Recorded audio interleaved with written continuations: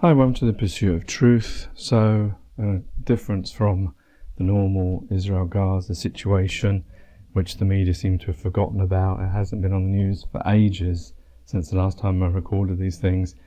I guess eventually Israel and Hamas will take America's ceasefire, and then America will be like, oh yeah, we did it, After, how many weeks it's been on the table. It's just they're waiting for their time and everything being done and then do it, and then they get Nobel Peace Prize for being somehow doing anything. So to move on to migration, which is what I wanted to talk about on The Pursuit of Truth. I don't know if I got the clip of Rishi Sunak saying, it's the best. He said something like it's the only solution or something like that. I'm thinking, well, that's a lie, because their boat in any migration system is not the only system, because there's a system of why don't we actually see that we're all one human beings and take away the system that we have of seeing everyone as different and everyone obey their passport and pieces of paper, and see everyone as human beings and then help each other out. Get rid of money, build infrastructures so that people don't need to make these dangerous journeys, and see each other as human beings, as if it was you, as if it was your family, your brother, sister, mother, father, grandparents, your children, who maybe for war, or maybe because they don't want to live a shitty life where they don't have anything, their one existence. Yeah, maybe there are economic migrants because they don't want to live. They've been unlucky to be born in a country that's been allowed to be poor because of the system, because it was never fair from the beginning. Land that the rich countries of today still took away, and gold and all the sorts of things, and then set up a money system that made it better for them than other people, and left them in poverty and debt, and created a money system that was never equal, because each currency has a different value. And who sets that? Who set that? That caveman system that we still live in. Imagine it was you or your family living like that. You would want, we remember we've only got one existence.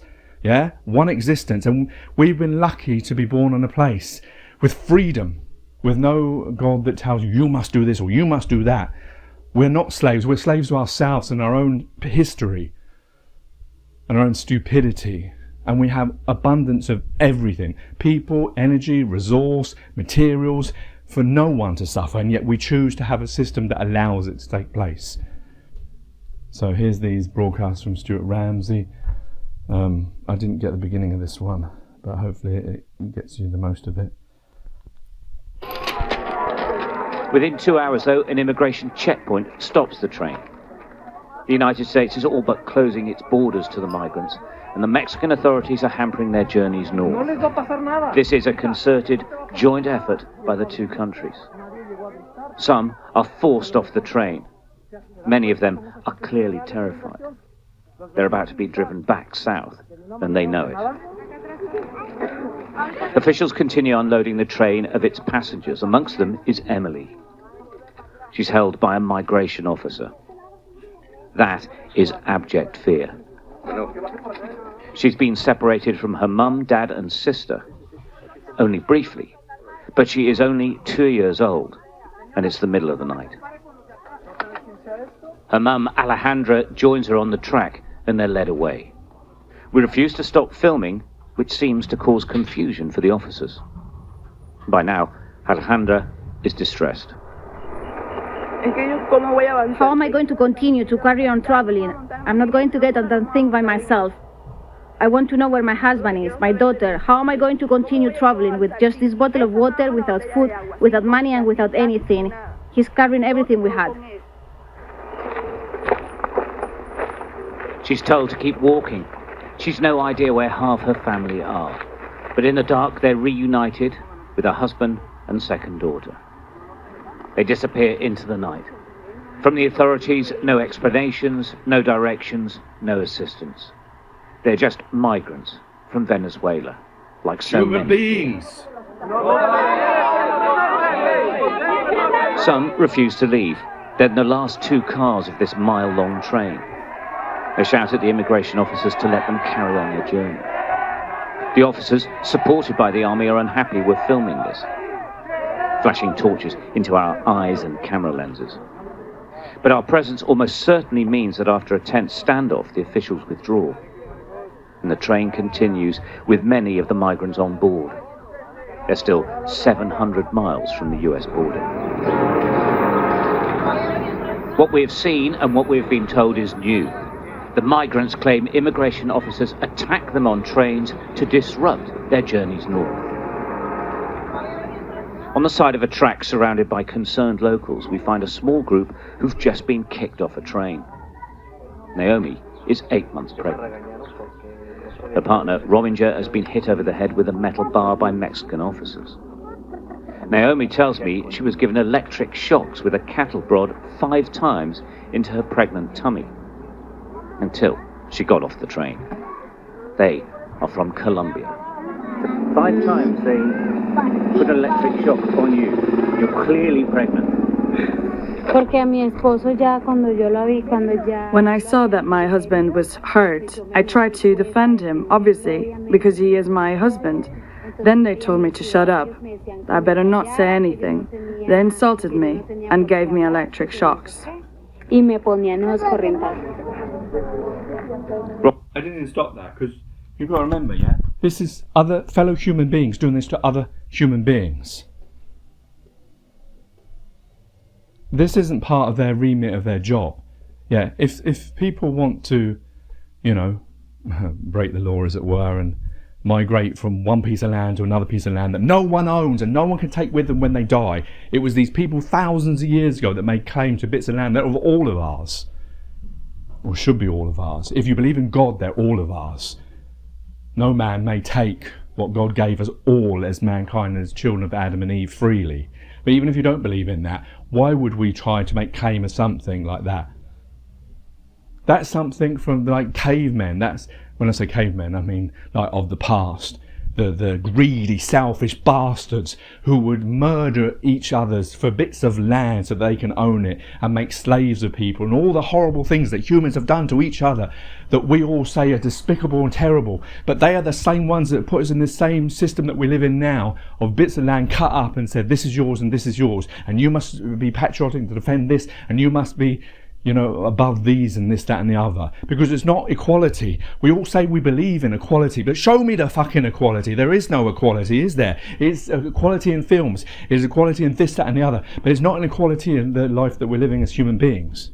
And yet here you've got people who, you know, that will beat migrants, that will beat vulnerable people just because they want a better life.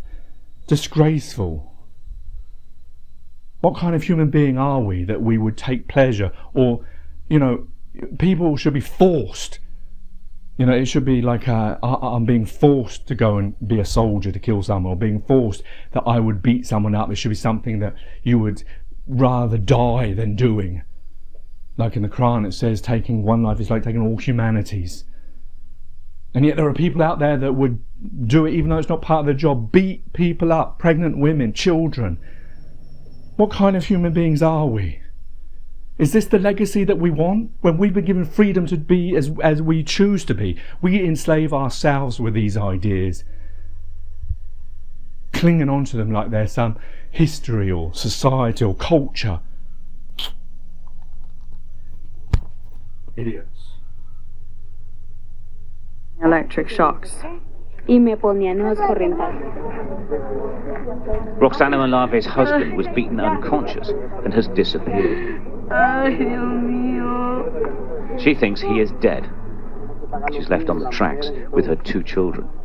They are from Venezuela. We arrived on the train and a lot of migration officers got on. They started to beat us up to make us get off the train. And my husband, because we had the children with fever, we couldn't get off quickly. He ran off to the front, and when he came back to look for us, they jumped on him and beat him very hard. They gave him electric shocks and they broke his mouth.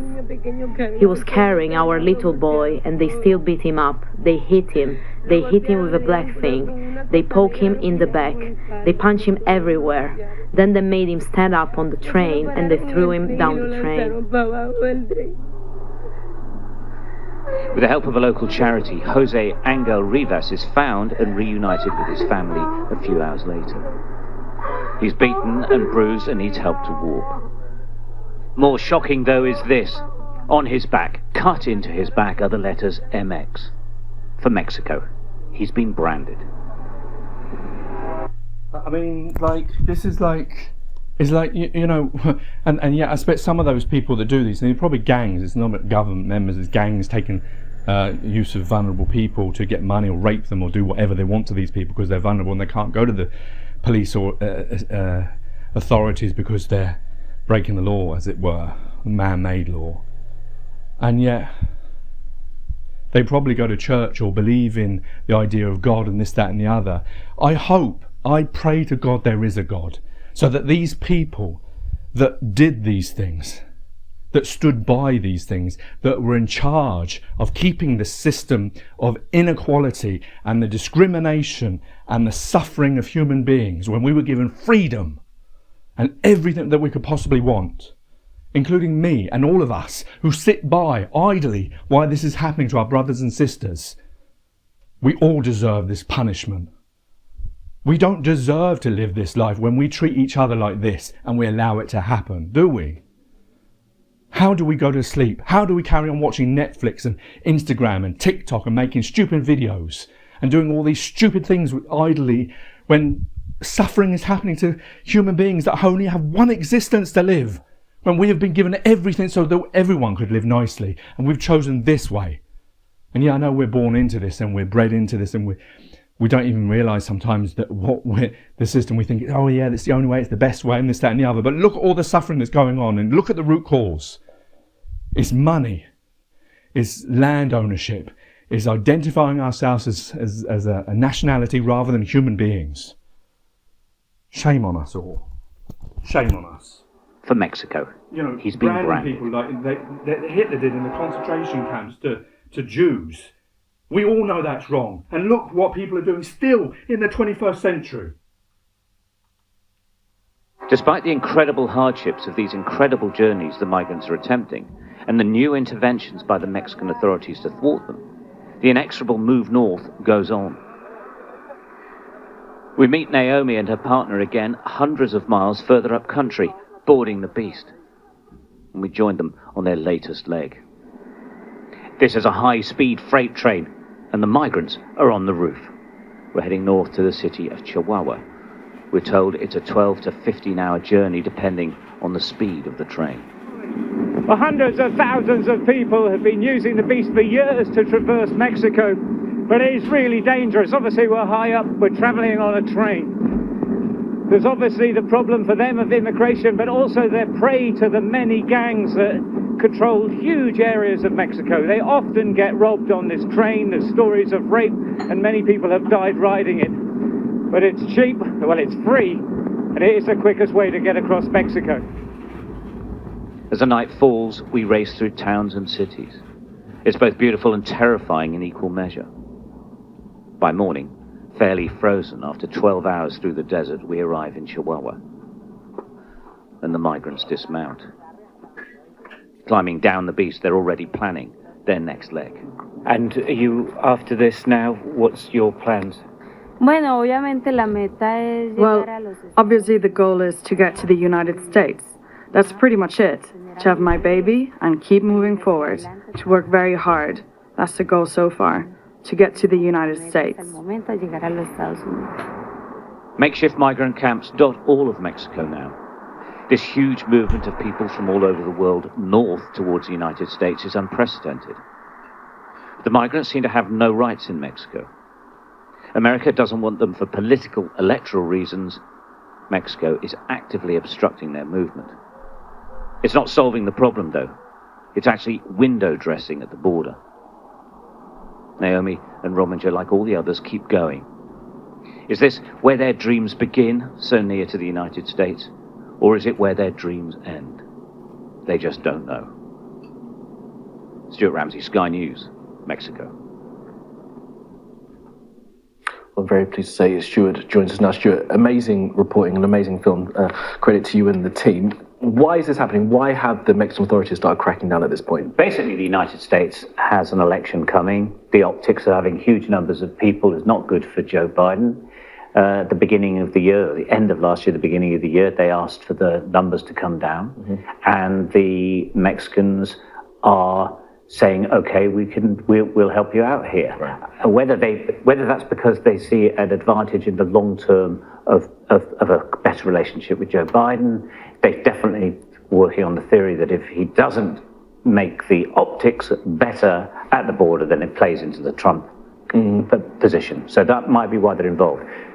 Critical thing to remember is it's not actually addressing the root causes of the problem at all. It's just people being moved around the country. Absolutely. I mean, and the numbers are still staggering, aren't they? I mean, 300,000 December. December 300,000. The numbers are still, in the last few months, 120, 130,000 people, all the time. I mean, it's incredible numbers, especially when you look at Britain, number the migrants on the boats, 30,000 people over a year. We're talking much bigger numbers in a single month.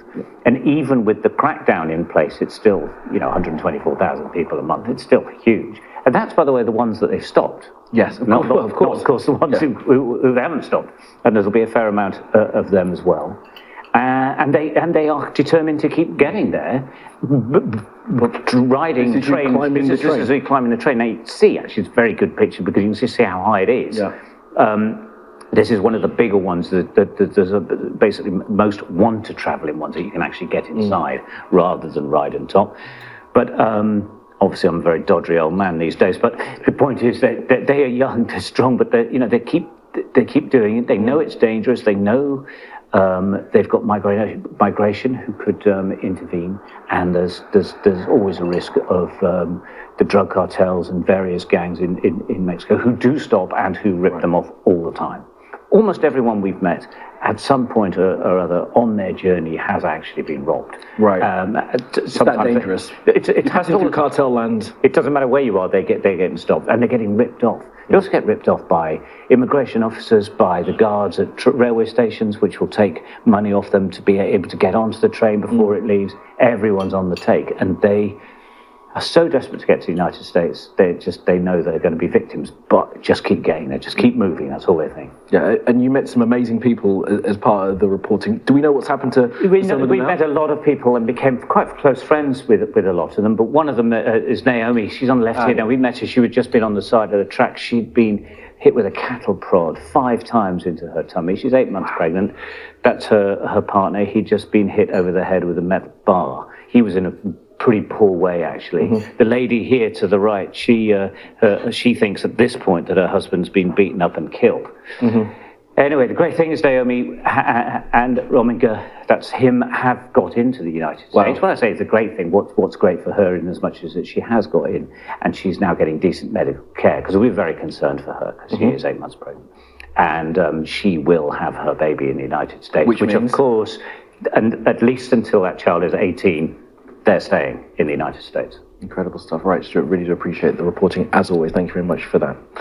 Okay, now, from those desperate to cross the border into the United States, those risking their lives to get to European nations by sea. Yesterday, at least 17 people died and around 60 more are still missing after 2 migrant boats were wrecked off the coast of southern Italy. Meanwhile, Sky News has spoken to a people smuggler in Calais who claims to have made more than £800,000 selling migrant spots in some of those boats. Our Europe correspondent Siobhan Robbins met that smuggler in northern France. Taha is showing me his marketplace, the areas he drums up trade. What he's selling is highly prized and illegal. A spot on a dinghy from France to the UK. How do you get the boat from Turkey to France? Turkey to Austria and to Germany. Then from Germany to France. He's part of a smuggling network moving people across Europe. Last year he made more than £800,000. He's agreed to tell me more about the shadowy industry on the condition his voice and his face are disguised. My job is to send people from Dunkirk to Britain. From April till November, the workload is very good, and the demand for Britain is high. And business is booming. More than 11,000 migrants have paid smugglers like Taha to board small boats to the UK so far this year, often paying thousands to pack into rickety dinghies low on life jackets. I have not had any dying on my watch. but there were a few dinghies that capsized, and some migrants drowned. This passage is a dangerous journey. Governments say that you are the lowest of the low. You're trading in people's lives. The British government says that the smugglers are killing people, but we see ourselves as rescuers and not killers. There are dangers for us too. There are quarrels between the smugglers over passengers, and this descends into fights, with someone getting wounded or killed. They use pistols, knives, and AK-47s. You can't do this job without a gun. When there is a disagreement, they come to you at night and empty 2 bullets in you, and then disappear. Taha says the violence in the camps is getting worse. This migrant stabbed to death in Dunkirk in April. Has anyone come for you? Have you had to carry a weapon or do anything to try and protect yourself? For sure, 100 times. They came and fired at us, and we fired back. People from both sides were wounded, and the police arrived, and that was when the fighting ended. They'd been fighting with Kalashnikovs, M4s, pistols, and all other guns. Is this job going to kill you, do you think, in the end? For sure. I've made peace with that. So, this is a death sentence, a job and a death sentence. Yes. Is it worth it? No, but I can't give up on this job, because that's what I know. I want to give up, but can't stay away from this work. While the police and politicians try to stop people boarding the boats, smugglers like Taha work on staying one step ahead, promising to find new routes if the old ones are closed, willing to risk their lives for a stake in this multi-billion-pound trade. Siobhan Robbins, Sky News, France. I just want to bring you a bit of breaking news. It concerns the singer and actor Justin Timberlake. He has... I don't know where the bit about Rishi Sunak. There was a clip of him saying something about... I might have been here actually. They're talking about it still. What it was, but he has now been arrested, accused of being intoxicated while driving a vehicle. We'll bring you more on that as we get it. Now, this morning, Sky News, back to our migration special this afternoon, we witnessed a border force boat going back into Dover across the English Channel. Before I play I did want to mention the Justin Timberlake thing, because he's been arrested for being intoxicated, and they talk about he has a new album out. If it was you or I that had just done something like that, they wouldn't be mentioning about, oh, and at work he just got the award for best team member. The way this is another problem, the way we differentiate between human beings. Listen. Who are quoting sources in the United States, been arrested for being intoxicated while driving on Long Island. That's according to the Associated Press. He's going to be arraigned later on today, but there is no detail about the exact situation. But the singer, Justin Timberlake, an actor, of course, arrested, accused of driving while intoxicated on Long Island in New York. Of course, Justin just had a new album out back in March. His newest release, his 6th studio album, came out on the 15th of March. Everything I Thought It Was, but he has now been arrested, accused of being intoxicated while driving a vehicle. We'll bring you more on that as we get it. Now, this morning, Sky News, back to our migration special this afternoon, we witnessed a border force boat going back into Dover across the English Channel. Well, these are the pictures of that boat coming in. You can see it's packed with people. We do think there are small children aboard who had attempted to cross the channel. Those people on that border force boat have now arrived in Dover. Our Europe correspondent Adam Parsons and his team were on the beach near Dunkirk in northern France in the early hours. After no crossings last week because of the weather, they witnessed several people, as you can see, making their way into small boats to try and cross the channel with, as you can see, children among them. It's hard to think of a more brazen example of people smuggling across the channel. But over there are dozens of people desperately clambering to get onto that boat. It is a chaotic scene, but it's being watched by a police boat out in the sea and by dozens of French police officers on the beach. Rubber dinghy. Oh yeah, it stops here. There's a rubber dinghy there trying to fling children on. But you can see Adam's full reports on the News Out with Mark Austin. That's at 5 o'clock. And you with Rishi Sunak. I'm sure there was a clip of him saying something like it's the only way or something like that. And I was shouting at the TV, well, it's not the only way. It's the only way that the man-made system that we live within, but it's not the only way because, well, I've got a way. No one wants to do that one because then it means everyone has to be equal. Each year, thousands of migrants attempt to walk across Mexico with hopes of reaching the United States and a better life. As part of a month-long Sky News investigation, we've been following migrants travelling from the south of Mexico to the north. Migrants from across the world pass through Guatemala and then into Mexico on their way to their ultimate destination, the United States. On foot, they head for the main city of southern Mexico, Tapachula. From there, the usual route is toward Mexico City before heading further north towards the border with the US. Our chief correspondent, Stuart Ramsey, reports from Tapachula, where thousands of migrants begin what they hope will be the last leg of their long journey, though many are left in limbo. Another migrant caravan in southern Mexico heading north to the United States border by foot. It's 1,600 miles away. It's a border where they're not welcome, yet they keep coming. They're from all over the world these days, whole families from the very young to the old, continuing a grueling journey that's already covered thousands of miles and multiple countries. A journey fraught with danger, which is why these strangers stick together. Myra has breast cancer. She's left Venezuela with her 2 sons. She wants to get to her family in the United States, so she's prepared to risk everything. Porque no hay educación, porque no hay medicina.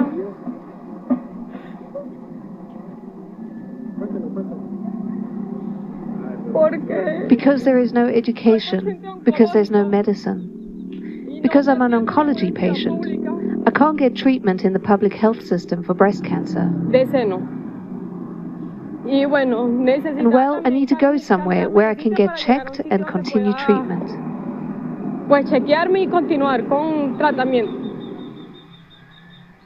The migrants are met by immigration officials at a checkpoint and told they'll be taken north to the first major city in southern Mexico called Tapachula. And they're loaded onto minivans. This doesn't mean, however, that a journey further north is going to happen anytime soon. Crowds surge around immigration staff at another checkpoint. This one is in Tapachula. They wave their papers as the lucky few are led through. Often the answer is a resolute no. All they're trying to do is get on a bus north, but the Mexican authorities' assumed assistance has dried up. America doesn't want them in the north, and nor, it seems, does Mexico. So they're in a limbo. Well, there's 12 immigration checkpoints in the state. Hundreds of people gather. They're just trying to get through to be allowed to get on a bus to get further north. These people think they stand a chance today, and they're waiting for their names to be called forward. But it's the same everywhere we go.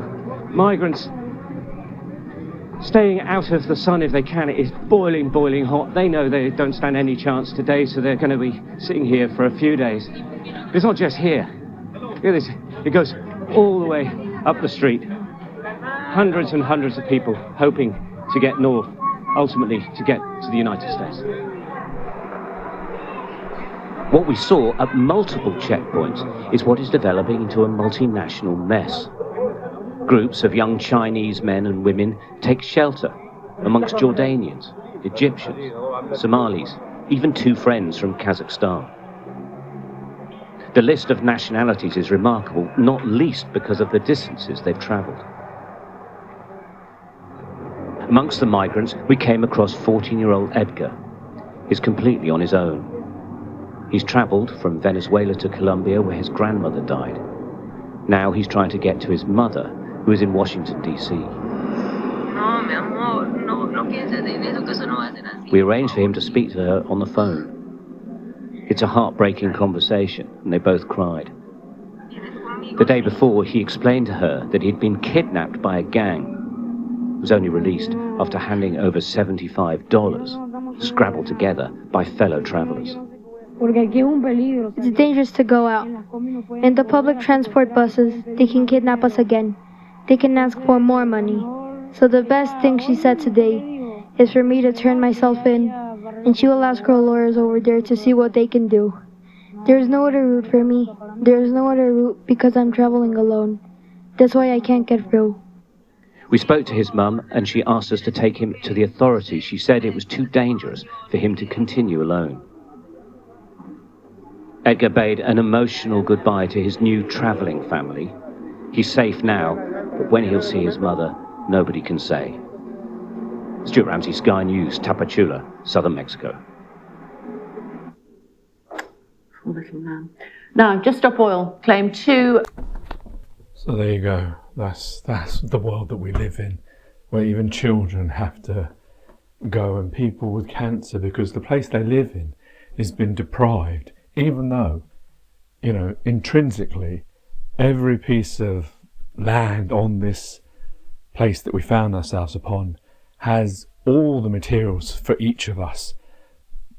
I suspect every bit of land. You know, the problem is because the way our world works, we may have the resources, but it's cheaper if we buy it from someone else, because we're making use of the unequal system that's been set up for this very reason, to benefit those who set it up, those who have benefited from it after they've taken from so many.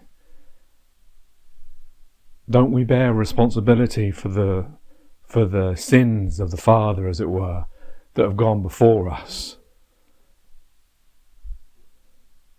Why doesn't it take those, you know, if me, a little humble person with a little voice, can think all these things in the pursuit of truth, and not just me, there's loads of people, why is it the people in charge, the people with the power, those who, you know, of the elected governments around the world, all of them, of past, present and future, and all those religious world leaders, and all those famous people who have power and credibility, and entrepreneurs, why is it none of them are talking about getting rid of money, of equaling out everyone else, of getting rid of borders, of getting rid of the division of humanity, of seeing ourselves as human beings and getting rid of all these names? Yeah, the bits of land can have names if it want it, but it shouldn't deprive us from going places and helping each other out, that we shouldn't be living this world. Why is none of them saying it? Because we're all benefiting from this system. And who's not benefiting from the system?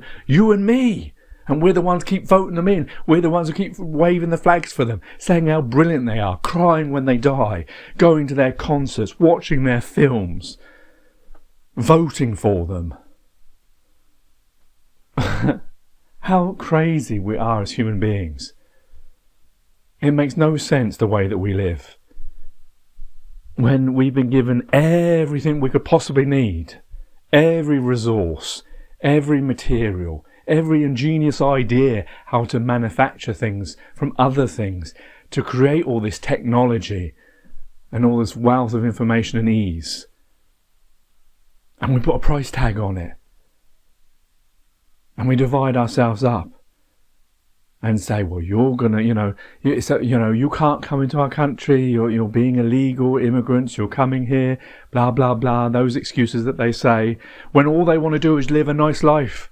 Why is it one set of human beings in the same age can live a nice life and another can't? One can get treatment for cancer and live a nice life, and one can't and dies an early death. The one existence that we all get. One eats so much that they throw away food in their bins, whereas one is going through bins to find food. This isn't accidental, this is manufactured. Maybe, whether it's on by design or by fault of the system that we live within, we all know it's happening. So why is all these people, all these intelligent people, all these people with power and control, all these ones that are elected to take this position of government, kings and queens and etc., who bathe themselves in lights of that as if they're somehow godlike or good or virtuous?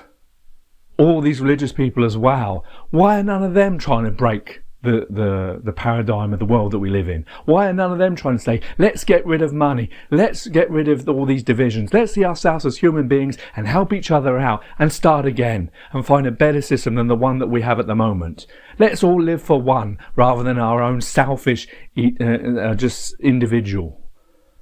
Let's see the real family that we have. The real patriotism is not a little bit of land that's boarded up by people hundreds of years ago, thousands of years ago, who were so greedy and selfish, who created slaves and all sorts of things. Let's not follow their system. Let's find a new system now where we see each other as our brothers and sisters as we truly are.